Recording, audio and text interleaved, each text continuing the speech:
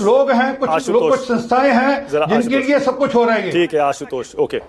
आलोक जी की बात तो आप नहीं मानेंगे आरपी सिंह जी, क्योंकि आप कहेंगे वो कांग्रेस से हैं। एक सेकंड में आशुतोष की राय भी लेना चाहता हूं।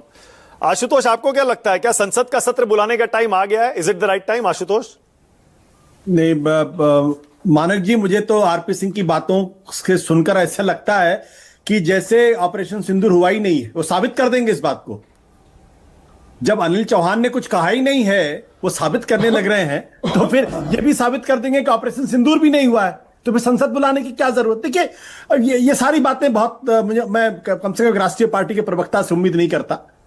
जो अनिल चौहान ने जो बात कही पूरी दुनिया ने सुनी है, सारे अखबारों के फ्रंट पेज पर खबर छपी हुई है। अब आप कह रहे हो उन्होंने नहीं कहा है, तो इसका कोई अर्थ नहीं है। महत्वपूर्ण बात क्या है, अगर देश के अंदर लोकतंत्र है, अगर देश संविधान से चलता है, तो फिर सरकार को यह बताना चाहिए कि ऑपरेशन सिंदूर उसके पहले पहलगाम। एक सेकंड जरा बोलिए। देखिए ये जो आरपी सिंह साहब कर रहे हैं बहुत दुखद है और बहुत अनफॉर्चुनेट है। ये बहुत दुखद है, बहुत अनफॉर्चुनेट है, नहीं होना चाहिए ऐसा। जो बात 3 बार ये बात हो चुकी, मैं फिर इसको दोहरा देता हूं। जब पहली बार पूछा गया भारत के विदेश सचिव से, उन्होंने इसको डिनाई नहीं किया, उन्होंने कहा इसके डिटेल्स हम बाद में बताएंगे। जब डीजीएमओ से पूछा गया, उन्होंने कहा कॉम्बैट ऑपरेशन में ऐसा होता है, कोई डिनाइल नहीं आया।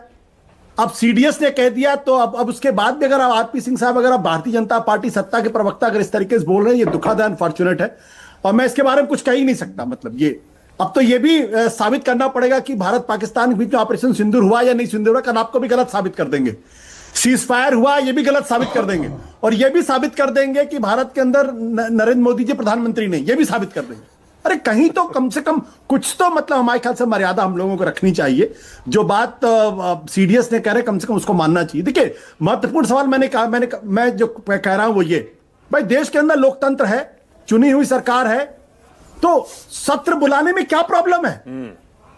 क्या भारत के प्रधानमंत्री से क्या विपक्ष ये पूछ रहा है कि वहां युद्ध में क्या हुआ? ये तो कोई नहीं पूछ रहा। ऑपरेशन कैसे हुआ, क्या ये कोई पूछ रहा? कोई नहीं पूछ रहा। भाई सीधी सी बात यह कि पहलगाम क्यों हुआ, उसके लिए जिम्मेदार कौन है, वहां सुरक्षा क्यों नहीं प्रोवाइड की गई, एक सवाल यह होगा।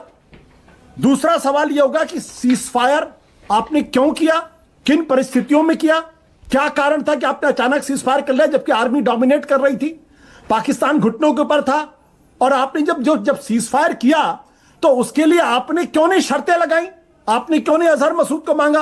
आपने क्यों नहीं हाफिज सईद को मांगा? आपने क्यों नहीं दाऊद इब्राहिम को मांगा? आपने क्यों नहीं पीओके पे कब्जा किया? ये सवाल तो पूछे जाने चाहिए ना। ये सवाल भी देश के अंदर ये सवाल पूछना गुनाह हो गया है। अगर ये गुनाह हो गया तो फिर मान लीजिए कि इस देश के अंदर लोकतंत्र नहीं है। और अगर विपक्ष, मेरा तो मानना है विपक्ष दुनिया के सबसे खराब सवाल, सबसे बकवास सवाल भी पूछे, लेकिन ये उसका अधिकार है सवाल पूछने का, और सत्ता पक्ष ये नहीं कह सकता है कि वो सवाल नहीं पूछ सकती, या वो जो सवाल पूछ रहा है पाकिस्तान के सवाल है। ये मैं पहली बार सुना, मैंने अटल बिहारी वाजपेयी के जमाने में भी इस तरीके का तर्क नहीं सुना था कि आप पाकिस्तान की भाषा बोल रहे हैं।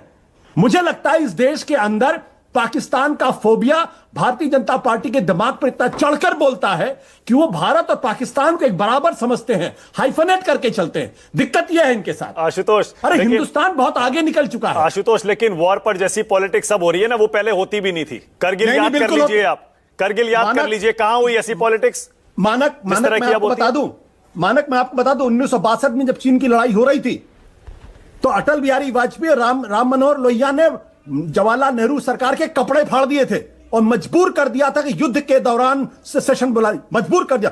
सरकार दिल्ली के अंदर संसद बैठी, वहां प्रधानमंत्री जवाहरलाल नेहरू को जवाब देना पड़ा।